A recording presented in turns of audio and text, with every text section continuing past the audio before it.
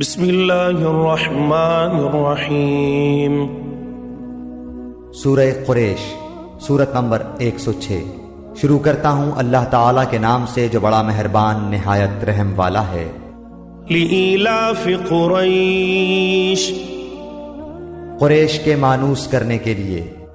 ایلافہم رحلۃ الشتاء والصیف، یعنی انہیں جاڑے اور گرمی کے سفر سے مانوس کرنے کے لیے اس کے شکریے میں۔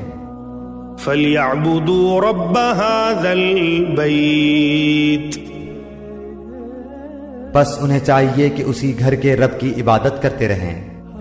الَّذِي أَطْعَمَهُم مِّن جُوعٍ وَآمَنَهُم مِّن خَوْفٍ، جس نے انہیں بھوک میں کھانا دیا اور ڈر اور خوف میں امن و امان دیا۔